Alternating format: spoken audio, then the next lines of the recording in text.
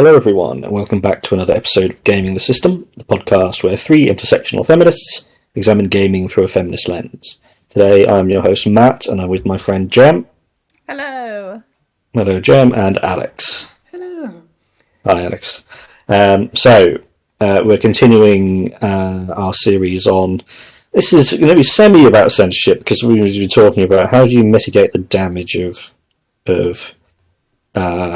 toxic people, shitty behaviour, harassing dickheads. How do we mitigate them without silencing them or taking away their rights? Because there has to be a way, because we've got to find it.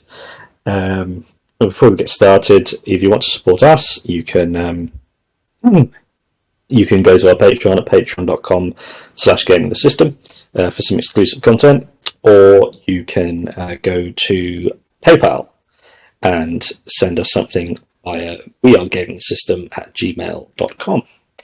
So, with that out of the way, there's a Gamergate, so-called Gamergate Part 2 going on at the moment, where it boils down to a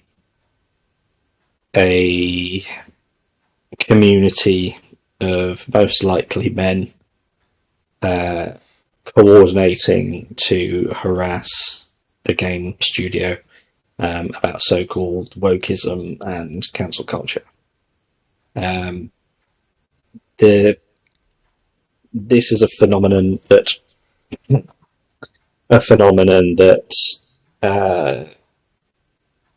there are a million of it every day, and it is fueled by the ruling class and the media organisations that they own, because it keeps everyone from working together to stop things that are actually damaging to people's lives. So the first question I want us to explore is to what extent, if any extent, these people should be censored or their behaviour should be censored or disallowed.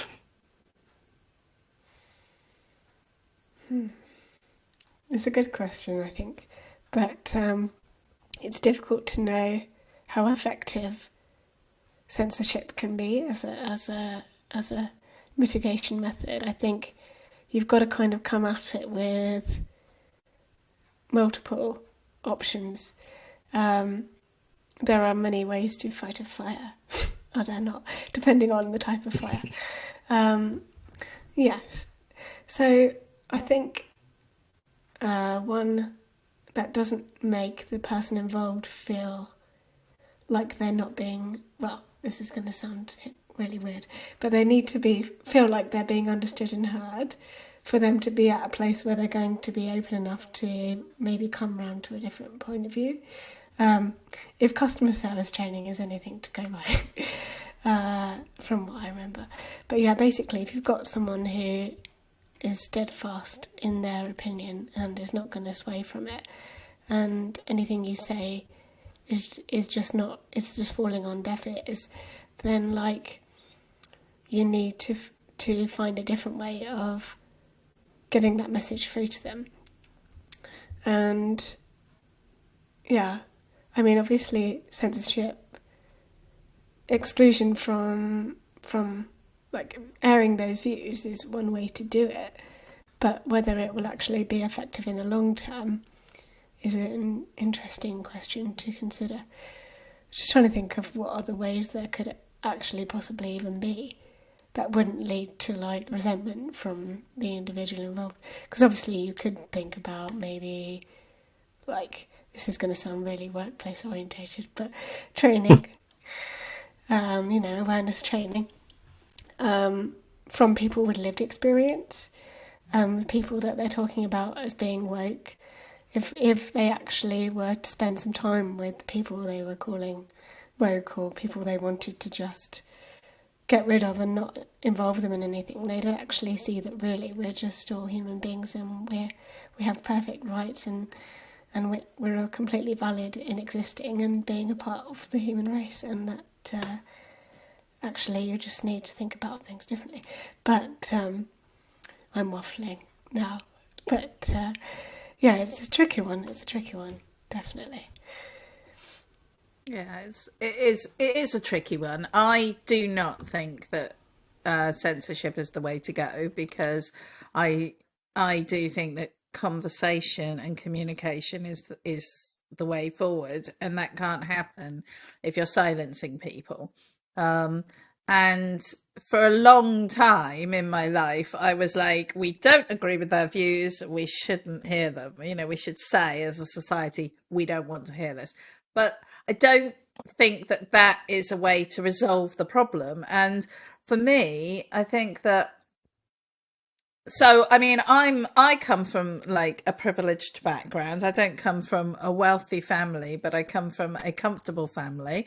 I'm educated. I went to university. I have I live in a nice part of the country, and I've always been able to believe that I can get what I need to get in order to live a comfortable existence. And so I recognize that that makes me hugely privileged.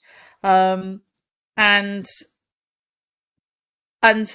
I also only recognized my ableism when I was in contact with people that had lived disabilities that they were living with and dealing with on a day-to-day basis, and hearing those stories and experiencing those lives, through people like yourself, Alex, and it's many other people that have come into my life as I have broadened myself in that way. And I think, for me, that's been a way that I've increasingly understood the situation, and therefore I've been much more able to go into a scenario and recognize the kind of challenges that other people who are not me and do not look like me and do not come from my background, or do come from my background but have other things going on for them, and recognizing how the world might be for them in that situation.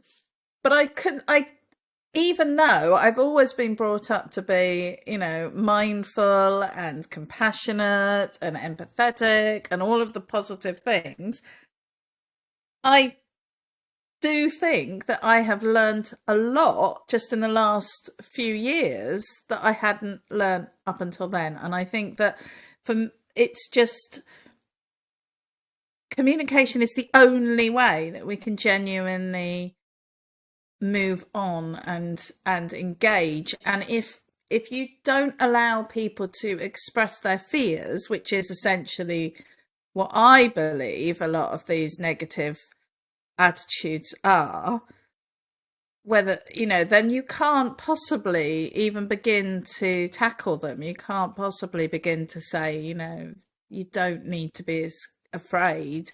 You're not going to fall off the edge of the world when you go on a boat. We need to understand why somebody is afraid, why somebody is worried, why somebody is angry, in order to work out how to fix that. And this, to me, that what we're talking about now is just a factor of the culture wars. And the culture wars are about pitting different sides against one another to divide us and conquer us. Because if we're busy fighting over, how many women there are in computer games today, then we're not recognizing the fact that the Conservatives have presided over the biggest movement of finances from the public purse into the private one, and other things like that we're busy. It's distracting, and it is just, not to put too not to overstate it, but I genuinely believe this. It is fundamentally problematic for democracy. these situations, and we have to find a way of dealing with them going forward. Sorry, it's just I'm a bit ranty about this subject. Yeah, it's exhausting. Just going, we're trying to help. Just because I think that's a fundamental difference between, say, people who want diversity. We want people's lives to be better. I don't care. I want everyone's life to be better. I want everyone to have access to free healthcare. I think everyone should. No one should ever go without food or drink. No one should ever spend a single night on the streets.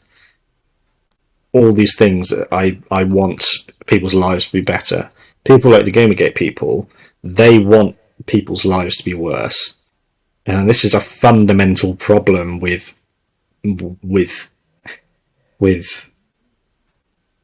like culture wars like this, is that these Gamergate people go, I would gladly live on the street as long as that black person lives in the gutter. And you're going, well, no, we can all live in houses. Okay, good. No.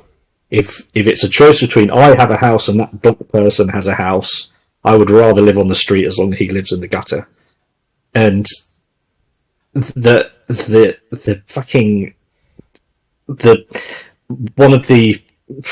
way that I think that these kinds of people can be overcome is you need to radically improve their lives, tangibly improve their lives, so that what they're arguing about ceases to matter as much.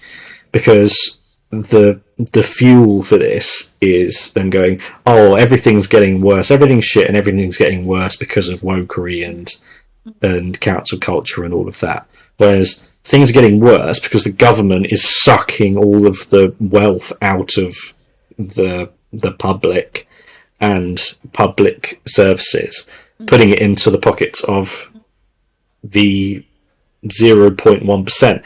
That's why things are getting worse. That's why the NHS is deteriorating. That's why children are going hungry. That's why people can't heat their houses. Things are getting worse and worse and worse and worse because of the ruling class inflicting that on us. And so it ends up to, when we're arguing with them, they always have, things are getting worse.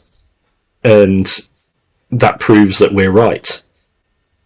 Whereas what you need to do is you need to make their lives better, going, okay, you hate having more women on TV, but your rent has gone down, your pay has gone up.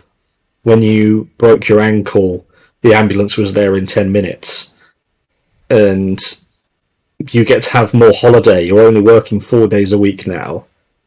I think that's probably the only way to get them to care less about the conspiracy theories and the hatred and the anger. Just go, I've made your life better. Now just enjoy your life and leave everyone else alone. Yeah, it goes right back to the really simple idea that basically a bully is someone whose problem is themselves and not you. So I think that's what it stems down to, basically. Is just everyone's in a really shitty place with their mental health, probably. And we're all just taking it out on each other. Yeah. So, but I really feel that mental health is still very much stigmatised. And just taught, like, actually today I overheard a really nice conversation. I was coming out of the leisure centre and I heard two of the male staff having a chat, and one of them was saying, oh, that's when I was going through some really tough times in my personal life. And then they were just having a really genuine chat about mental health, and I was like, that's such a nice thing to kind of eavesdrop on as I was leaving. Not like deliberately or anything, I just heard it. But I was just like, oh, that's so good, because especially two young men as well. And I'm like, that is hope. People are talking about their mental health. Yeah, that's so good. Positive. That's such a nice thing. I know I had a similar thing where I overheard a conversation between two men, where one of them was sort of saying, "Oh yeah, I had to take a day off work yesterday because for my mental health," and they were able to actually talk about it. And I think we know that like male suicide is ridiculously high, and it doesn't have to be. It's something that we can tackle. And I think you absolutely hit the nail on the head, Matt. I think that what I remember a study that was done. I don't know any of the details about it, but there was a study that was done with rats where they put rats into like a little rat house, a little rat town, and they all lived in their little rat town, and they kept adding more rats. And once the rats kind of got overcrowded, then they ended up fighting over food. They ended up going off with all different, being very promiscuous. They just got really stressed and really unhealthy and really aggressive, and I think that I mean, obviously we're not rats, but I think the same does apply to people. When we are under a lot of pressure, when our mental health is threatened, which it has been, because we had the pandemic. Well, we had the financial crash. We had the pandemic. We had Brexit between those two, didn't we? Then we had the pandemic, and now we've got a war in Europe. We've got all this horrendous news coming in from Gaza, and the Princess of Wales is just really bad at editing photos. So this is an extremely stressful and intense time. The cost of living crisis is affecting everybody. It doesn't matter where you are. I mean, it's affecting everybody. Some people are not able to feed themselves, but other people are having to make other changes in their lives. So no matter where you are in the hierarchy, or the financial hierarchy, you're affected by it. And so I think, everyone's cross, everyone's angry. And then you have the politicians and the powers that be trying to distract our attention from the fact that it's their fault, that they did this to us, and that they're continuing to do this and choosing not to have an election because they don't have to, and they're continuing to put us through this crap by going, oh, look over there, it's those people that are coming on those boats to this country, it's indigenous populations, it's too many women in computer games, blatantly those are not the issues. It's really exhausting, Matt. I think you're right, but if we can make life better for everybody, and that's then we all win, don't we? We do. Another example, because we were talking about anti-trans people earlier. You say you want to be safe from sexual assault. Okay, I want you to be safe from sexual assault. Thanks, Matt. And then if we can actually do things to make that happen, which is an entire... Everything about society needs to change for that to happen. And we say to them, we want the thing that will work. We don't support trans women because we want you to be sexually assaulted. We support trans women because they're people and they just want to live their lives. And I also don't want you to be sexually assaulted. Those two things are true. And the only way to get those people to just relax and stop just dragging us down is to improve their lives. And when it comes to bringing it back to gaming, how diversity makes things better. Diversity makes creativity easier. A group of 10 people from different countries are going to come up with wildly more creative stuff than 10 white men. I also think it brings it back to like what I was saying earlier about, that because I have been exposed to people from different walks of life, I am more able to understand and connect with that and with lived experiences for other people.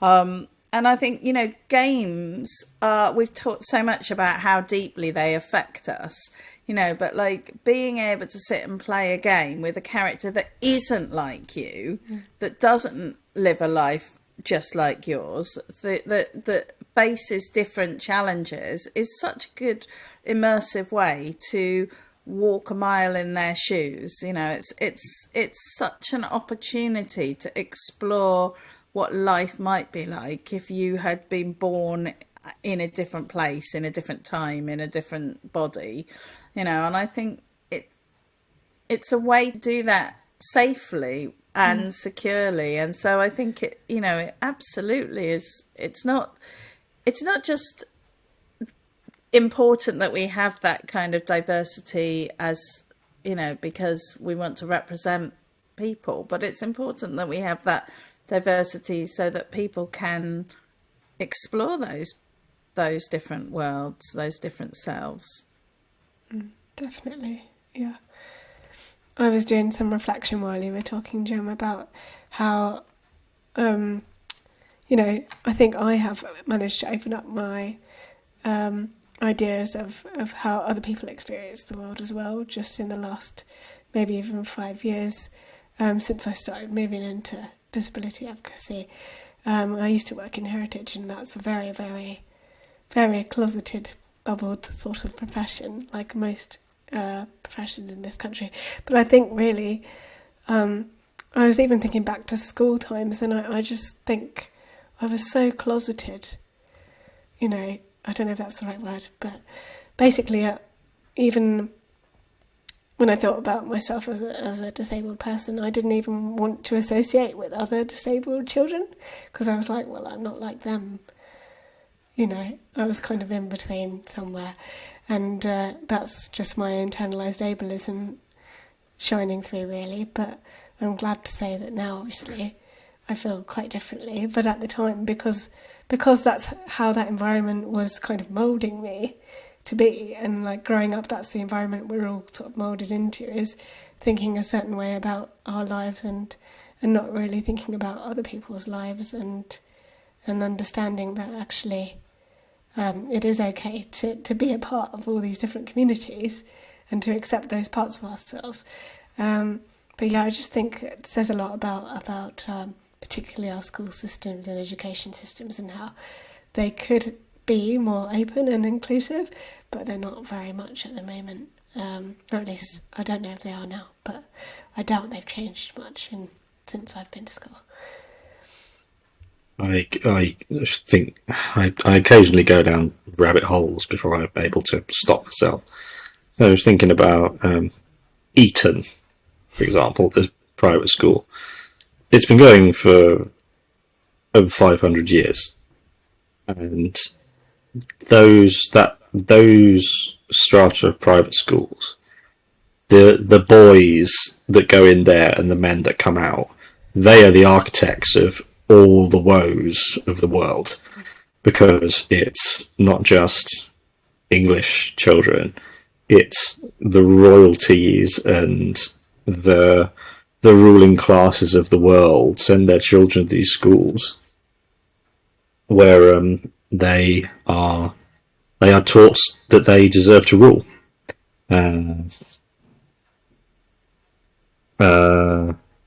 I've just got an alarm going off. Can one of you Yeah. jump in?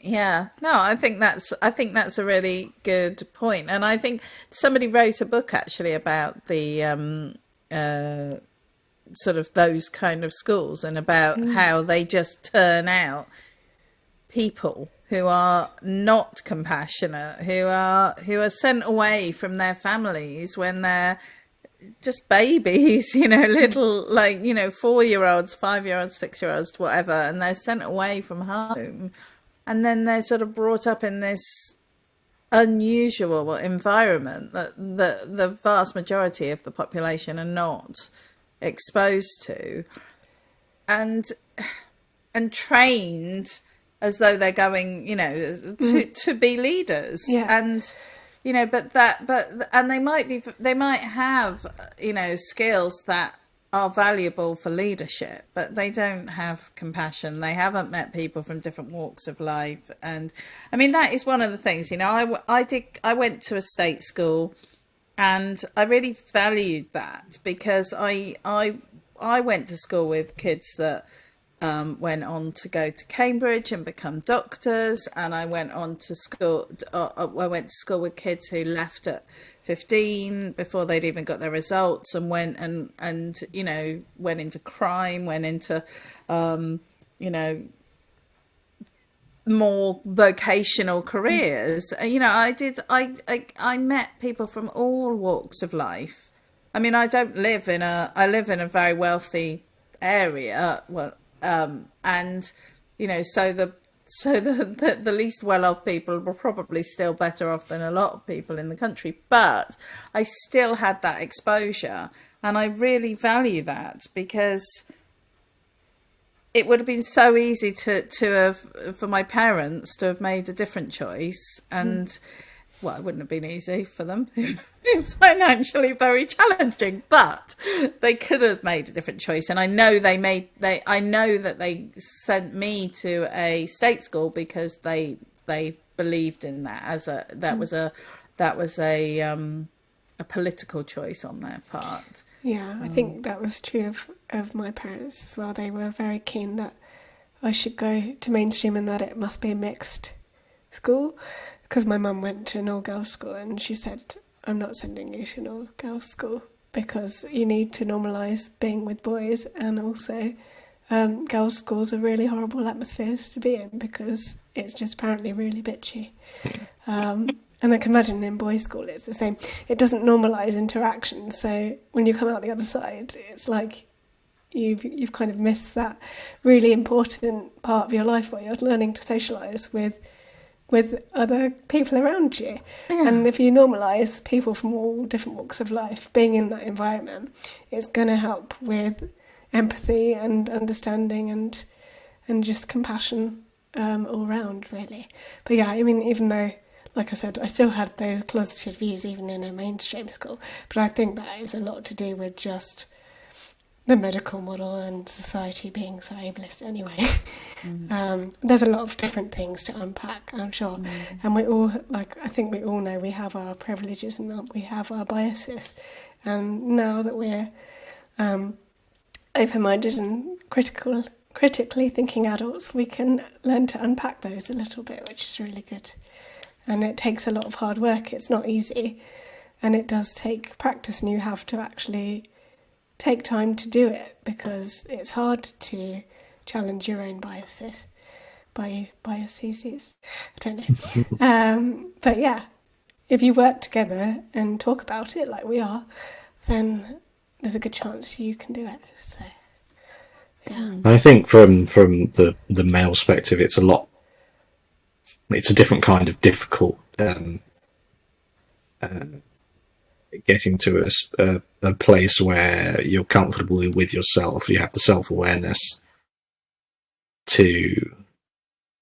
I really like, that's coming back to what we said in talking about Barbie and Ken, in that Ken had to realise that he was himself first, and a Ken doll next and a man after that. But you have to go, oh yeah, you're a person first, and then go from there. And then you can relax so much, because you're taught to fit into boxes. When you go to school, they try and put you into a certain box, and it's scary not knowing what you are without that box. And it's much easier to try and fit in the box and then let your anger and frustration out on other people, because you're scared of, what am I if I'm not Ken? What am I without Barbie, without these things that I've been taught are my defining aspects? And especially when Like, with men, you can think if you say that you're equal with women, that's you saying that you're weak. That's you saying that you're not strong. And rather than going, oh yeah, I'm just a person, they're a person, it doesn't matter. It doesn't matter. I can relax. And it there isn't a, people have to find their own way to that path, and a lot of people don't ever get that. And what school should really be is walking people down that path, helping people come to that conclusion, to have that self-awareness, to go, and just, if you just want to relax and let go of the pressure, that's all I want. I want everyone to just be able to chill the fuck out and enjoy themselves. That's what I want. And also, fucking thing that I've not talked about for a while, which I try not to talk about, is that schools are fucking just factories for capitalism. And they just train you that you travel to a place, you work all day at that place, and then you come home, and that's it. From the age of 11 to 18, I left the house at 7 o'clock in the morning and got back at 4:30 in the afternoon. That was like a 9-hour day, 5 days a week. And I didn't have a clue what was going on. I was just knackered and stressed, and that's just, that's catastrophic for children to be doing that. Yeah. And there has to be a better way, and we have to find that way for the sake of our children. I think that's a, thank you. That was a really interesting conversation. Thank you. We'll bring it to a close there. I hope you enjoyed watching and listening. We release new stuff every Thursday, and if you want to support us, you can go to our Patreon, which is patreon.com/gamingthesystem, or you can donate to us on a one-off basis via our PayPal. You send it to wearegamingthesystem@gmail.com. Until next time, bye-bye. Bye.